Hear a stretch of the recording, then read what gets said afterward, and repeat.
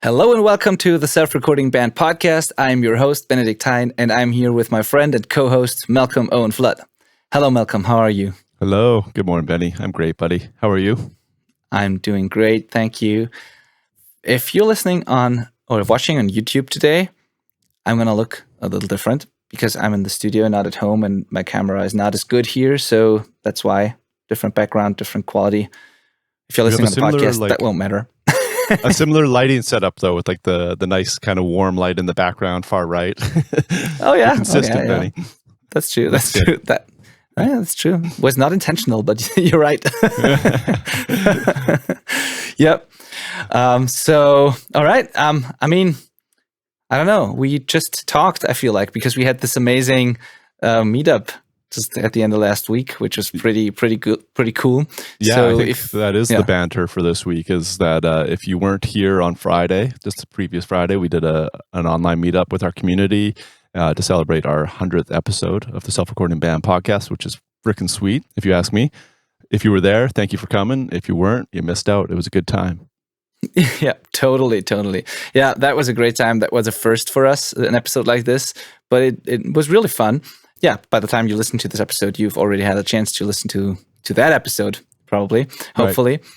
And if you want to do that next time with us, like whenever we do something like that again, you should join the Self-Recording Band community on Facebook. If you go to the selfrecordingband.com/community, then you'll be like redirected to our Facebook group, and then you can join us there and discuss episodes with us, ask questions, interact with your peers, and you'll know when we do meetups or episodes like that again.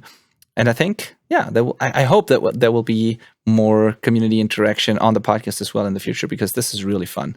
Absolutely. I think at some point we'll do something like that again. Yeah, I would be so surprised to meet somebody that listens to the podcast that isn't in the Facebook group, but I know they're out there. I know that there are people like that, but I don't know what you're doing if that's you. You're missing out on so much knowledge and stuff. Like so much of the conversations we have on the community group are so good.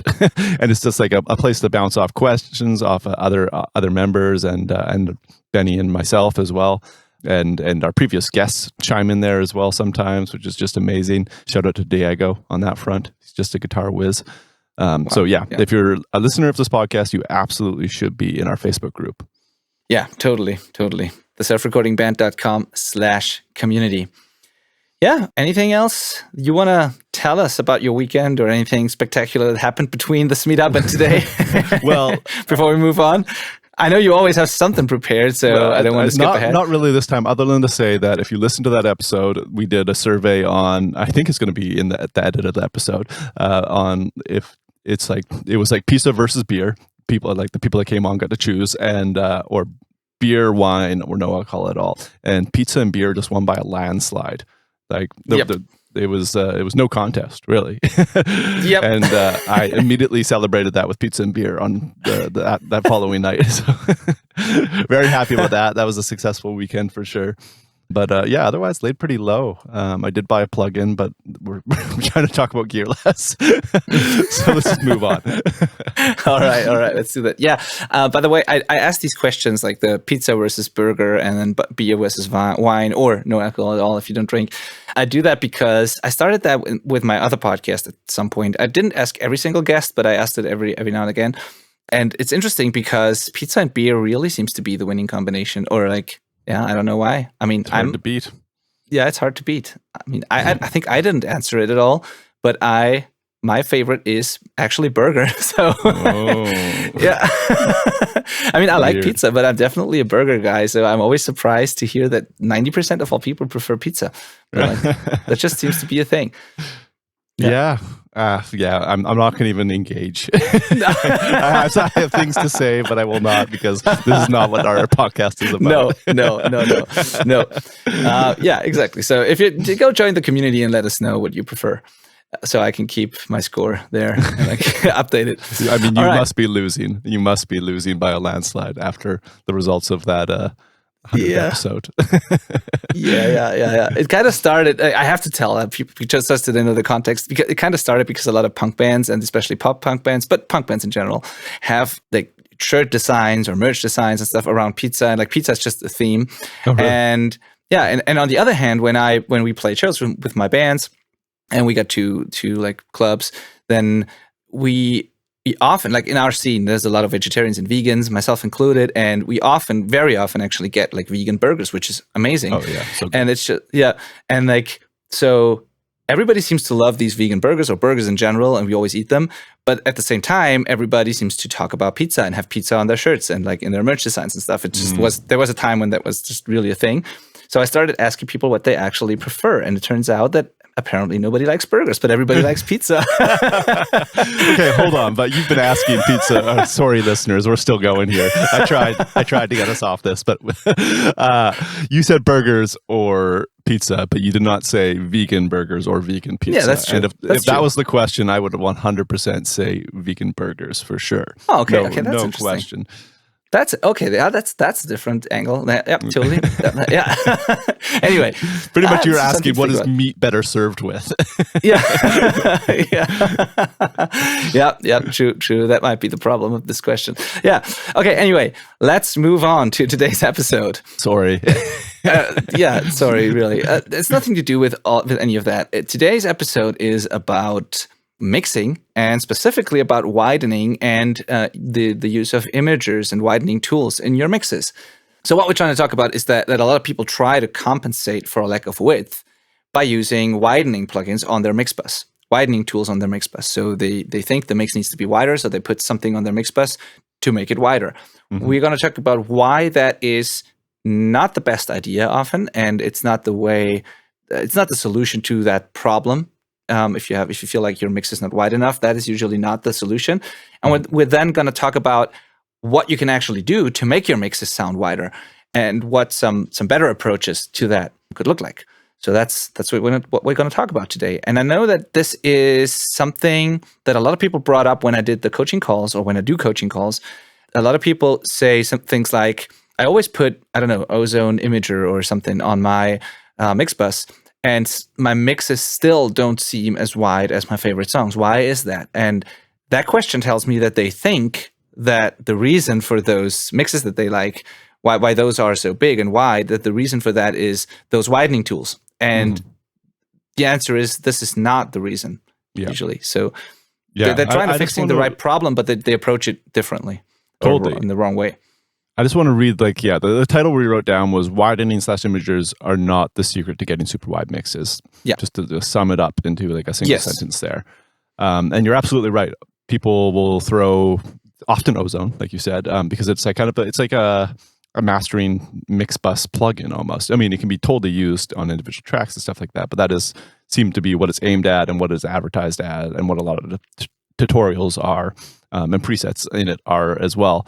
But it's you just have to remember, you've got two speakers in front of you or on your head, and really that is the limit of your width, and both of those spots can be reached with a pan knob.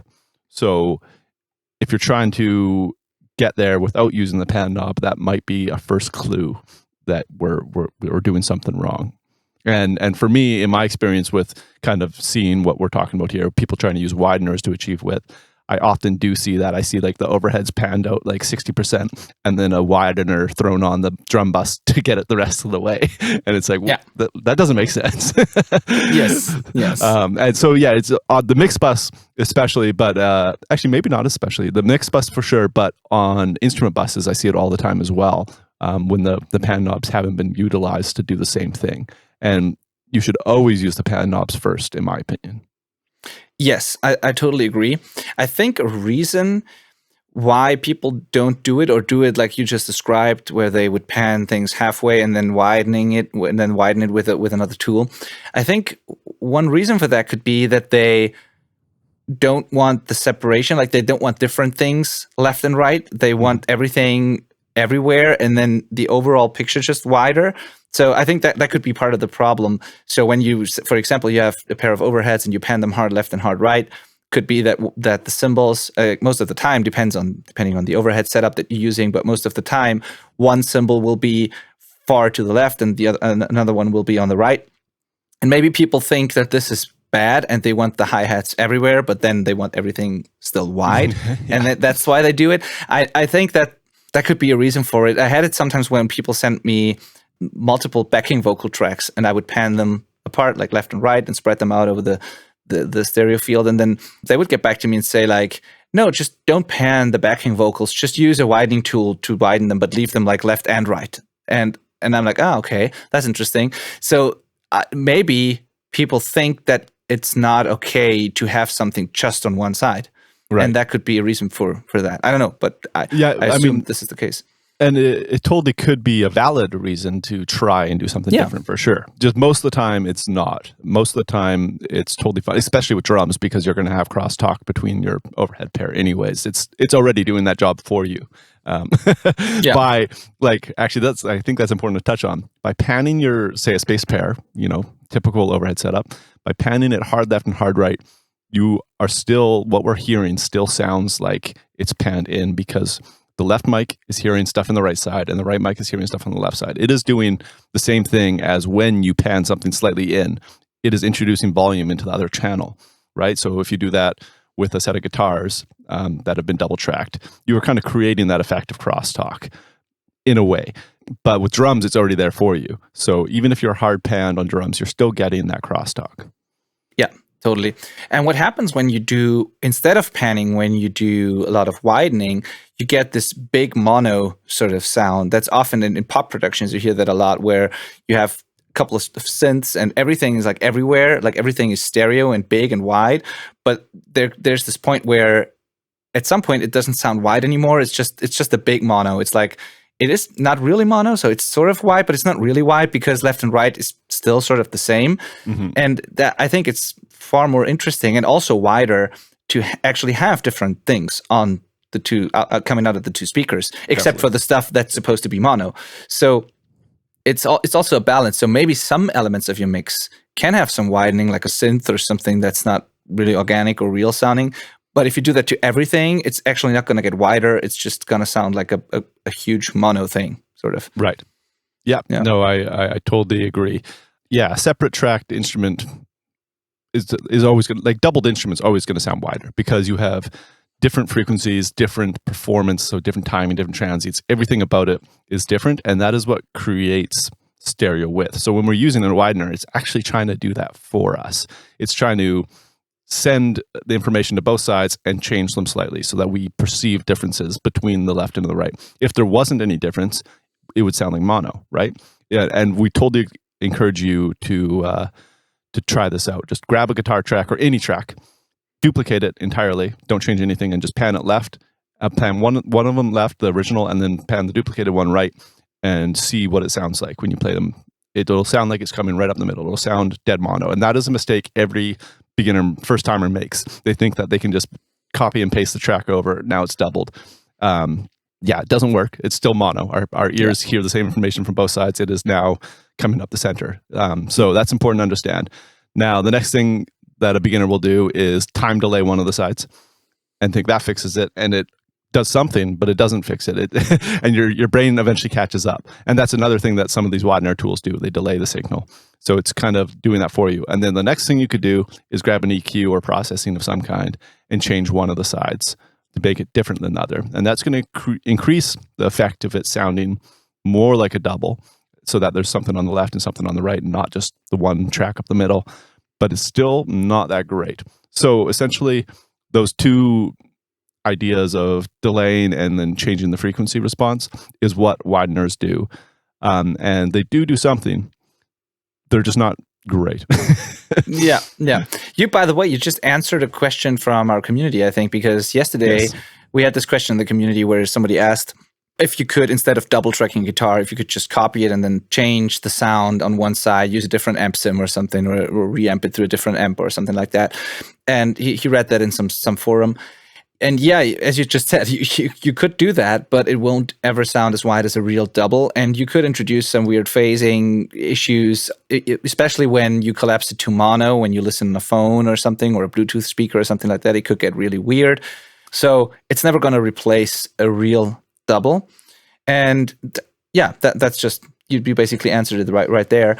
The thing is, what I found interesting is what you wrote in our outline here is that there isn't wider than your pan knobs will give you, only the illusion of wider. So that's interesting. So how So I totally get what you say, what you mean there, but how can we explain that to our listeners? Like why would you make something wider than like the physical limit of our speakers or headphones allow us to perceive? Like, yeah, I mean, generally I don't. I use the pad knobs, and that is my width. And then if I want that to sound wider, I have to make the rest sound narrower.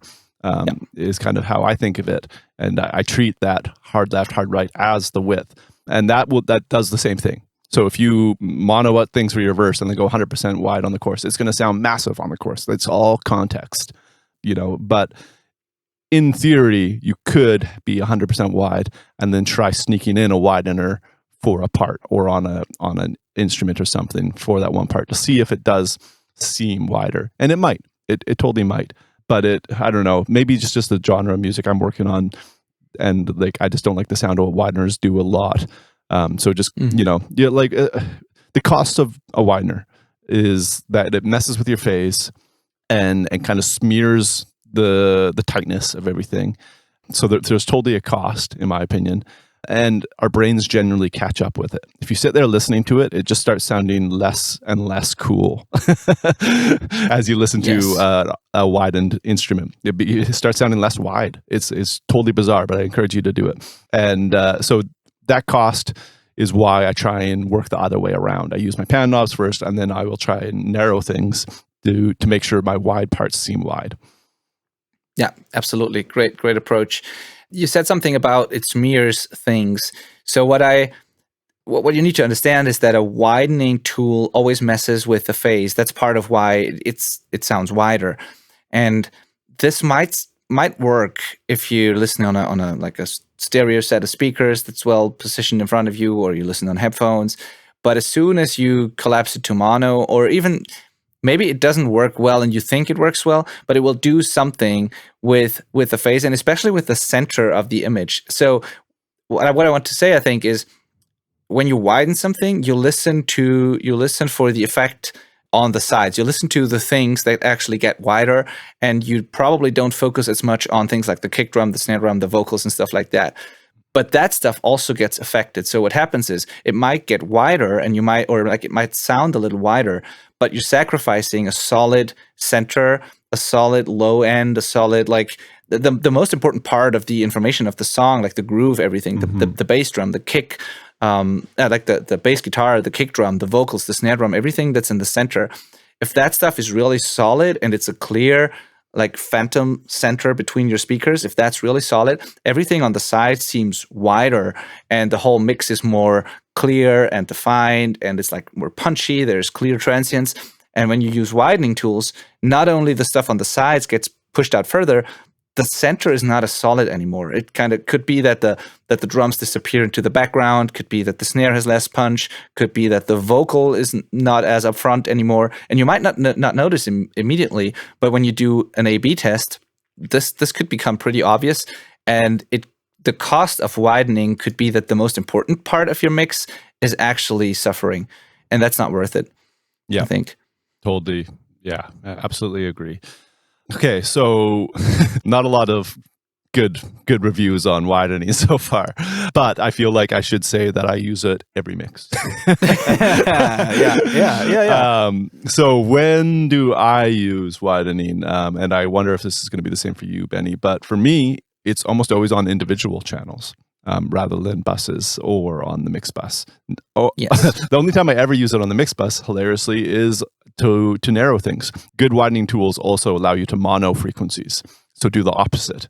So we'll touch on that, I'm sure, a little bit. But common places for me to use wideners is on things like backing vocals, especially if I get a mono backing vocal where it hasn't been doubled and I want it to sound like it's coming to the sides. That's kind of a workaround.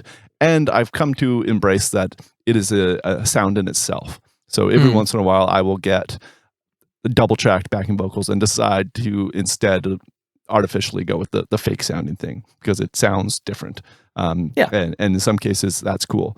I also like to throw wideners on things like keys often. Mm. So Microshift by Sound Toys. I'm sure we've mentioned that on this episode. That's kind of my go-to for that. But there's a bunch of different ones.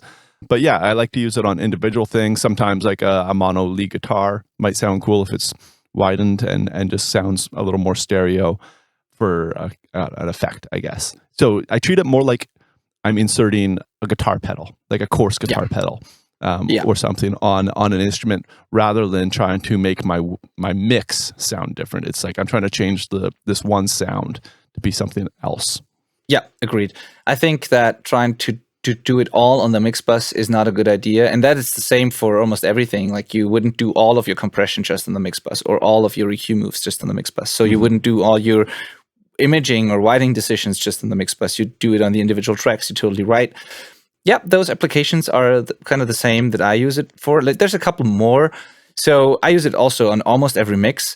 I have to say I sometimes even use it on the mix bus, but if I do, or when people send me stuff that I to master, sometimes if I really feel it's like too narrow, I might do a little bit of it, but I'm very careful about phase. I might do like an elliptical filter after it where I mono the low end again. So I might compensate for that to make sure I have a solid center and low end. And if I use it, it's not like I crank it all the way up. I use 5 to 10% max or so on an isotope widener or something like that. So it's a very subtle thing. And I always try and listen for the side effects as well and then compensate if necessary. So it's a very subtle thing if I do it, but I sometimes do it. But I totally do it for the same reasons that you just described. One application would also be sometimes it's cool to have a bass guitar that is typically mono. Sometimes when we do the split thing that we often described on the podcast, sometimes I take the upper part of the bass, like just the upper mid range or the pick attack, like the bright part of the bass guitar. Sometimes I send that to an additional, like to send to an aux effects track, and I might have a chorus on there or a widening plugin, and widen it just a little bit and blend that back in with the bass guitar, and that kind of makes it blend better with the guitars on the sides. Totally. So I leave the low end alone, but I split up and I widen the top end of the bass sometimes. So that's one thing that I do.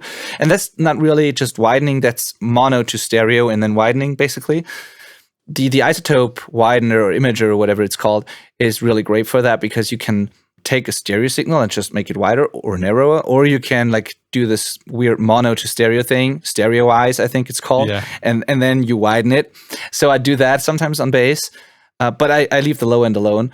And sometimes I do it on keys, as you said. For example, when bands send me, let's say, a Hammond organ, for example, and there is like and it's just a mono signal for whatever reason. And I really don't feel like it fits the center really well. There's the bass guitar, there's the vocal, there's the drums, and I really don't know where to put it. I sometimes make it stereo and then widen it just to make it a little bit left and right of what's going on in the center. Totally. That's something I like to do. Or same with strings. Sometimes people send me stuff in mono that I would rather have in stereo, and then I do things like that just to... So I don't have to put it on one side and can still make it wider. So we said that widening kind of smears things. And that, in this case, like the case of a mono organ that's coming up the middle, or strings that are just like, where do you put this thing? It just pokes out no matter where it is, because it's a violin. Our ears are tuned to that frequency. By smearing it, it now comes kind of from everywhere and nowhere at the same time, and that's desired in this case, right? So on an individual instrument, that might be exactly what you want. You don't want your whole mix bus to sound like that now, do you? Exactly. By the way, that's a little off topic, but that is what some of those Dolby Atmos mixes, when folded to stereo, sound like to me. That is that effect that I sometimes get, like this weird smeared band in a small club thing. I don't know. Yeah, I agree. I think that fad's going to die out. Or who knows? Maybe it'll just get better. But that's a different topic. Yeah, different topic. So let's talk about how you can actually achieve a wide mix, if not by using wideners on the mix bus. Like, what are some techniques that actually work better, or in addition with a subtle widening, maybe? For sure. Okay. Well, the first thing I want to say is I think people are too worried about this. because they're like, all right, we got to use a different, like, change the knobs on the amp before we track the right side, and then put it back and track the left side, and like spend all this time doing that. The truth is that most people don't do that, and it ends up plenty wide. The differences in, like, for guitar, for example, the differences in performance are going to give you plenty of width, I think. And you can, change the EQ on one side and it will sound wider, so you have that option. But I think most of the time you don't really need to even be thinking about it. It will be plenty wide. So how do we make it wider?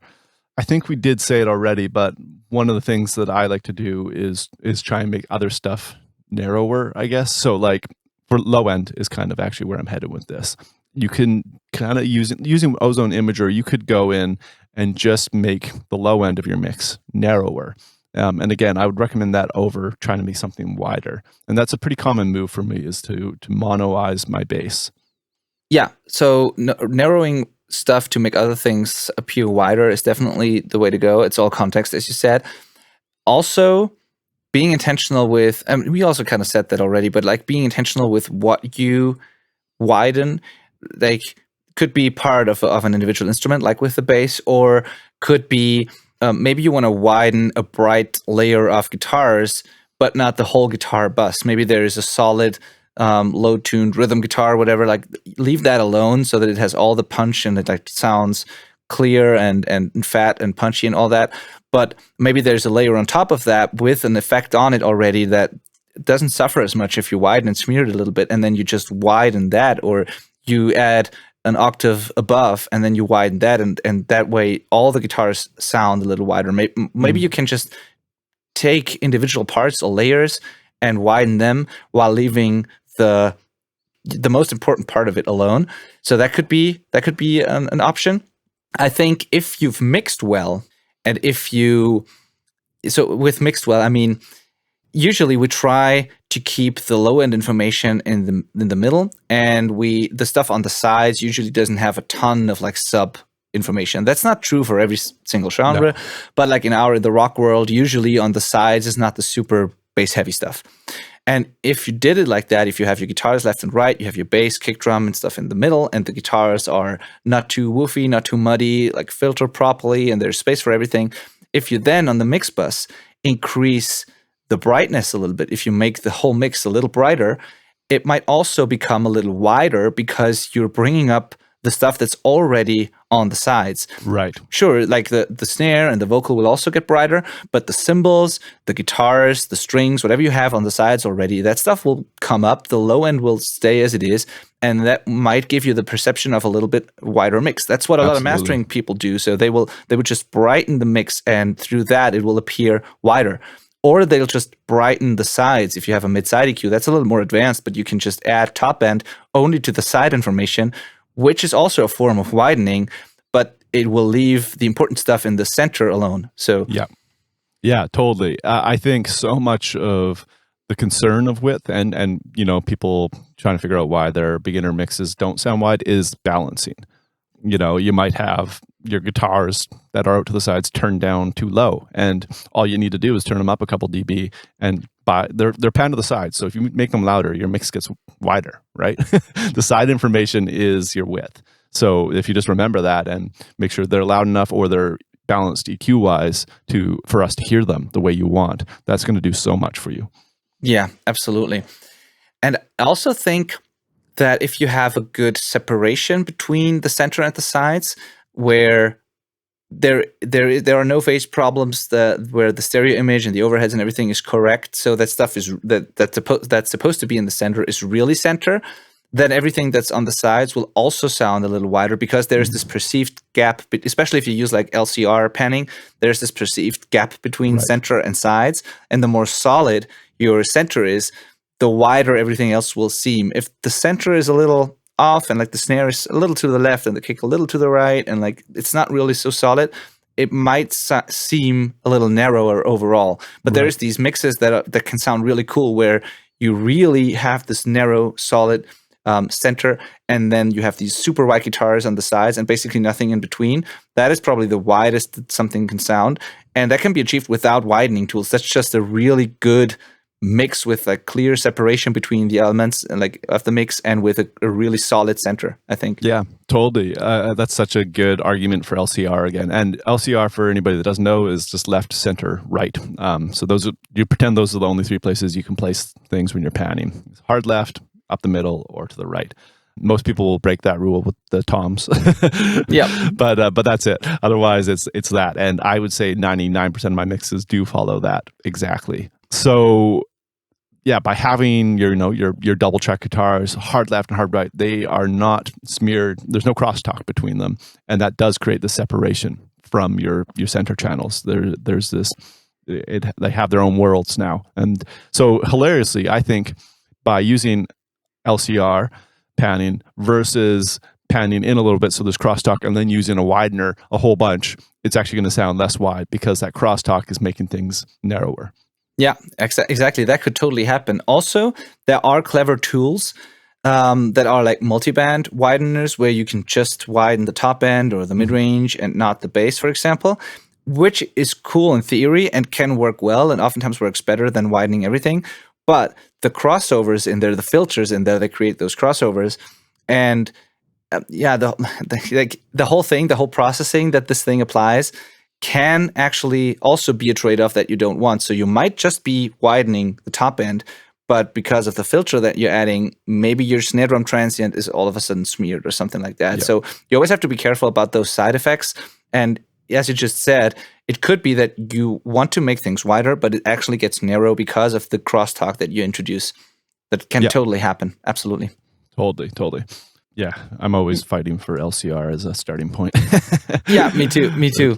Another approach that could work is not actually widening, but taking something away from the sides to make things appear wider. So that means what I just said, when usually you have the low end information in the middle, and the mid range and the top end like is also in the center, but like the sides have more mid range top end and less low end.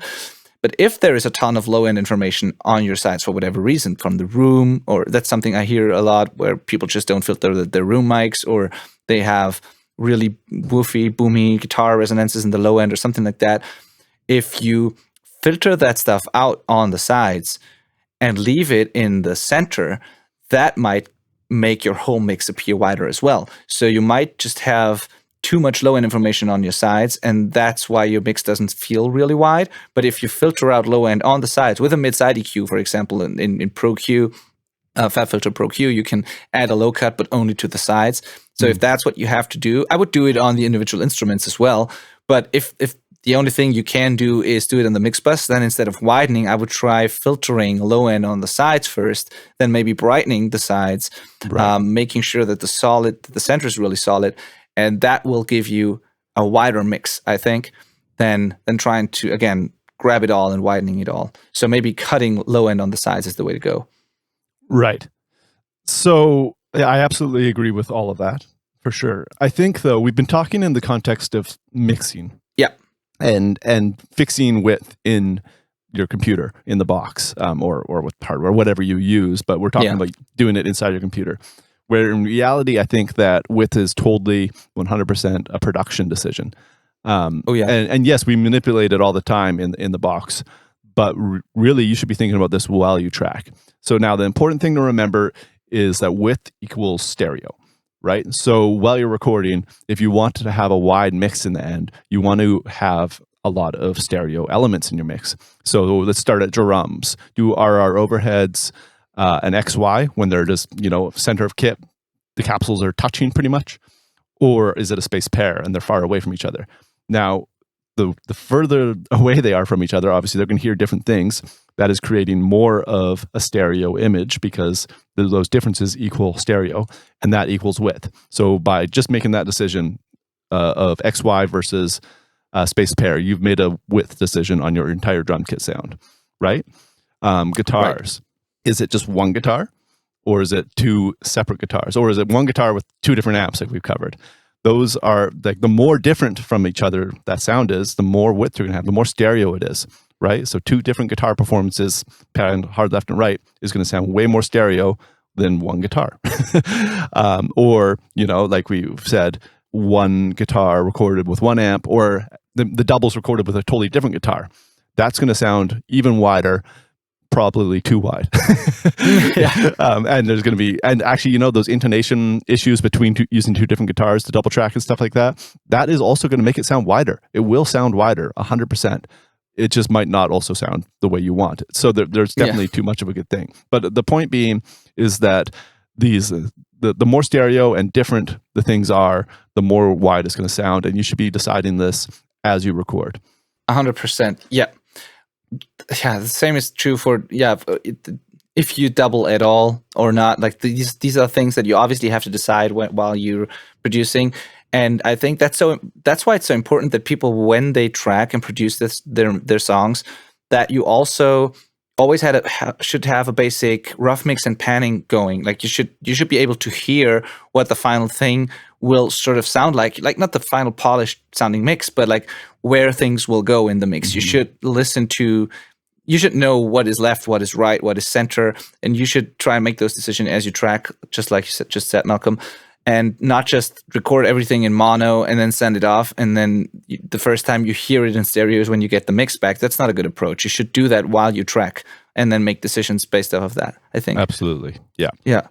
So that's a good point. It's a production decision for sure. Yeah, I just wanted to point out a good tool. It's not free, I don't believe, and it might even be a little expensive, but maybe not. But there's a tool called Metric AB, which allows you to import mixes. Like any song that you have on your computer, you can just drag into this thing and visualize all sorts of stuff. You can see its EQ curve. You can see its stereo width across the frequencies, and that's really what I wanted to talk about in this. It can do a bunch of other stuff, but the width is the cool thing in this case, because you can pull it up and look at the song and see how mono the different frequencies are in it. And you can compare that against your own mix, because it's a plugin. You just throw it in on your DAW, on your master bus. So you can switch between your song and their song, whatever song you've loaded in, and see the differences, and kind of get an idea of, okay, they went wider, like their top end is showing way wider than mine. What's happening? Or their low end is much tighter and more up the middle than mine. Okay, I need to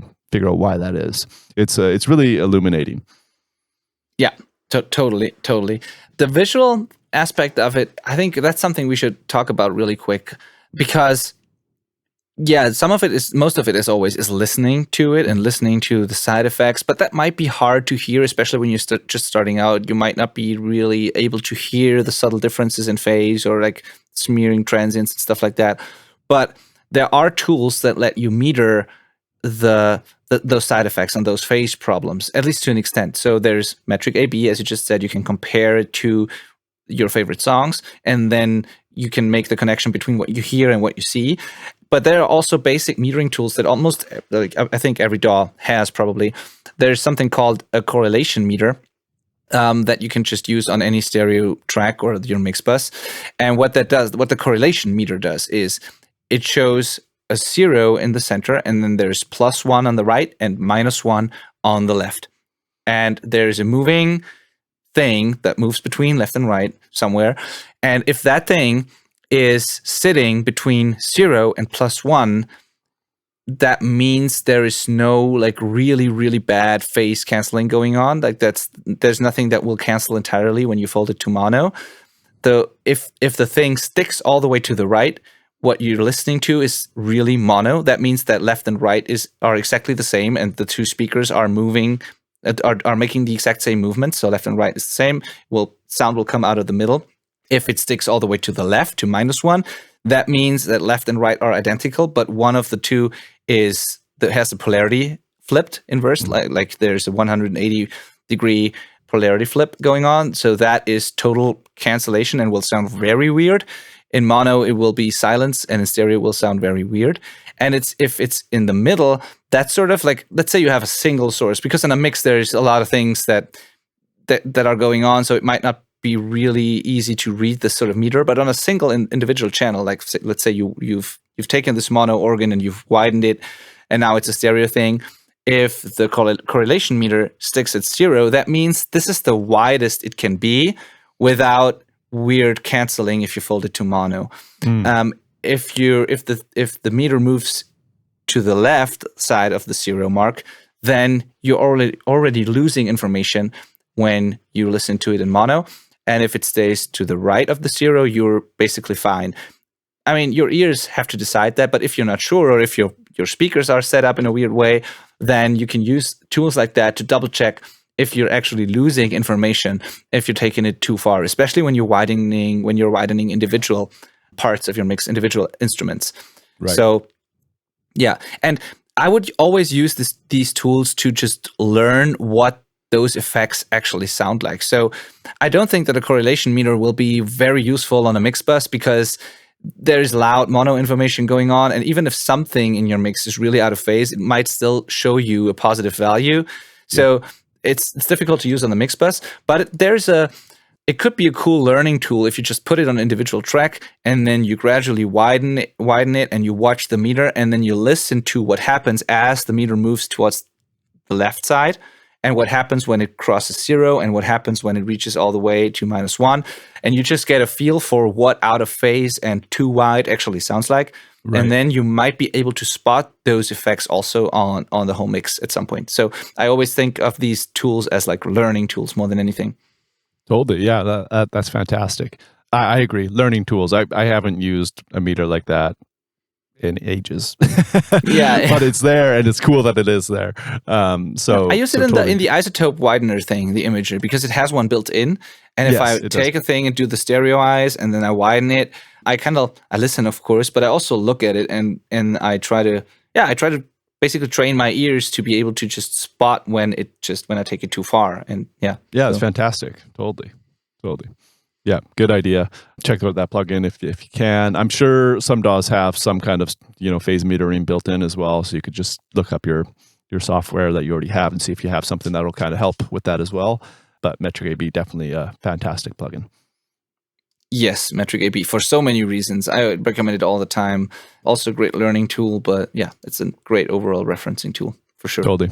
All right. So yeah, I think the key takeaways from this is to, number one, build your productions and recordings with width in mind, and listen to other productions you like. Like if you like how something sounds and think it sounds huge and wide, figure out why. Just listen to it and think about what they've done and how it's tracked that makes it sound that way, right?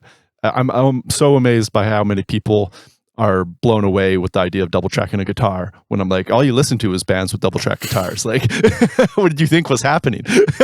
Yeah, sure. So analyze your favorite songs a little bit more and figure out what you like about them. And then, yes, and that is the biggest thing. Like we talked a lot about in the box, but really the out of the box stuff, the recording engineering part is the huge deciding factor of width. And then LCR, embrace it, love it, try that. And you can always pan in from there. And then start using wideners as needed. Again, we really recommend the approach of treating it like a guitar pedal or something, where you're just throwing it on individual elements to change how it sounds, and thinking of it more as an effect than a width. And I bet you're going to have pretty good results. Yes. All of that said, I do want to say that like a few months ago, my buddy Matt sent me a mix that I love. It's one of my favorite mixes right now. And he used wideners all over it. We went through his plugin, it's like his session on a little call using Audio Movers, which is like a streaming software thing. And we just had a great time looking through it. And he did everything that I don't do.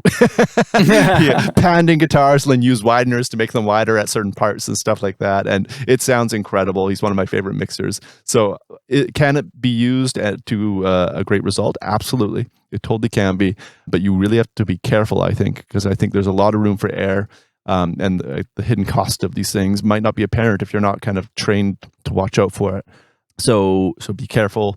I just think your default shouldn't be to go for them. Yeah, absolutely. There's a place for wideners, for sure.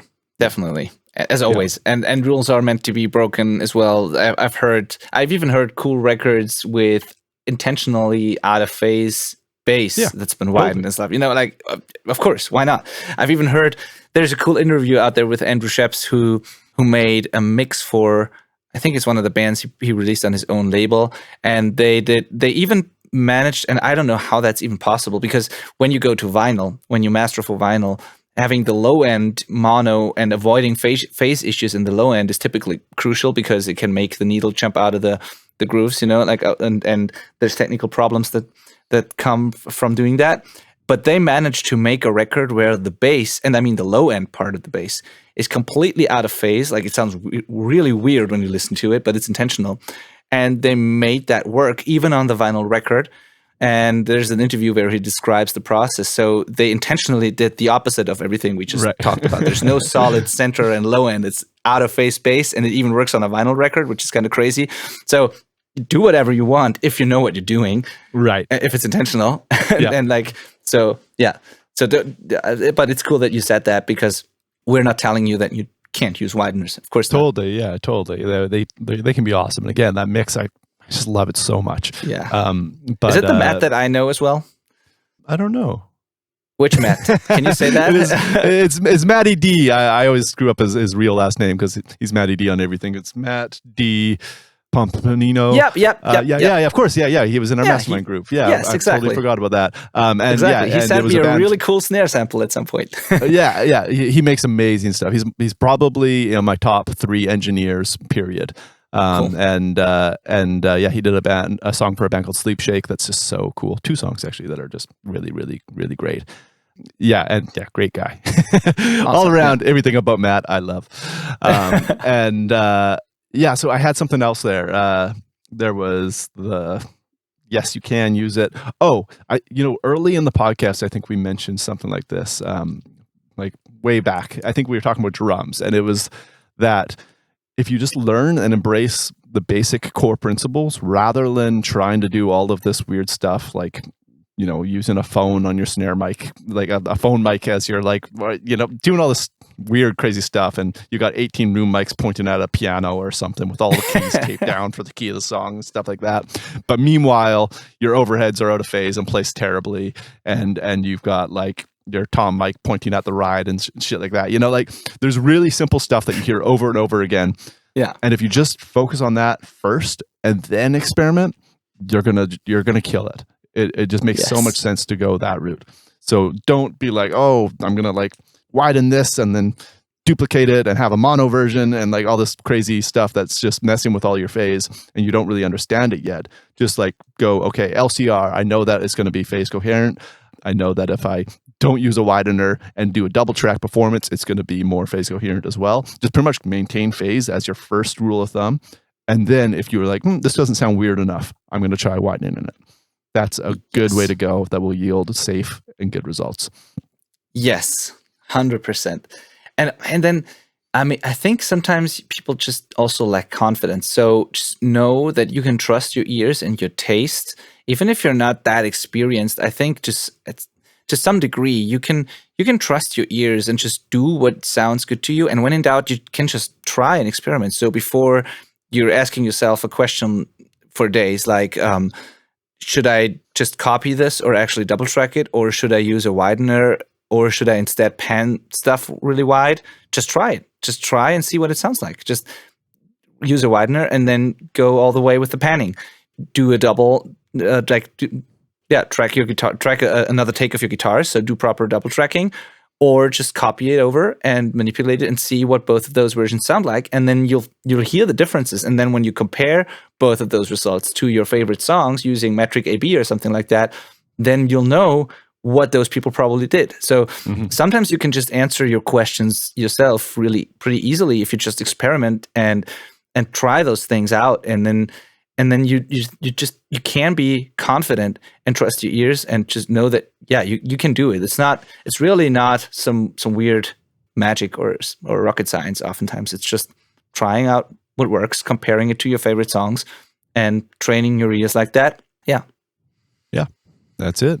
Just put in the work, play, remember your core principles, and I think you're going to have good results from this. Yes. What did you say? Maintain phase. What was your first rule? Maintain phase correlation. Yes. And that's just a good rule in general. If you maintain phase, you're going to be a happy camper, and anybody that has to touch the mix after you've tracked it or done anything is going to be happy too. Yeah, totally. All right. That's it for today, I think. Right? Yeah. Cool. Absolutely. Thank you for listening, and see you next week. See you next time. Bye-bye.